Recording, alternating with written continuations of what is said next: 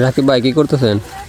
ভাই আজকে বেগুনের চারা দিতেছি, চারা হার্ডলিং করার জন্যে বেগুনের চারা দিতেছি। ডাবল চারা আছে, 1500 দিন চারার বয়স। এই দেখেন ভাই কী পরিমাণ চারায়, ছোটো ছোটো চারায় কী পরিমাণ শিকড় ছাড়ছে।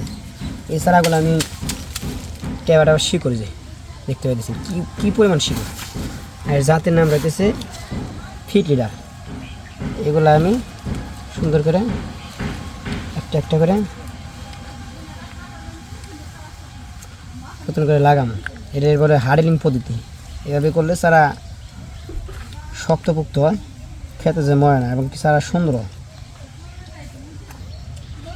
দেখতে পাইতেছেন যে কী পরিমাণ শিকড় ছাড়ছে চারা, ছোট্ট ছোট্ট চারা, খালি শিকড় আর শিকড়।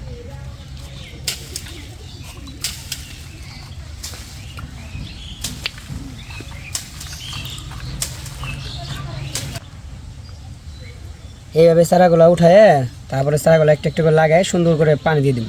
পানি দিয়ে একদিন কি 2 দিন পরে আমি এটা ভালো মানে ছত্রাকনাশক স্প্রে করে দিন, যাতে চারাটা আমার এখান থেকে এখানে স্থানান্তর করার কারণে যাতে আমার ওখান থেকে পছন্দ না লাগে। এইভাবে হার্ডেনিং করলে চারাটা সবচেয়ে ভালো হয়।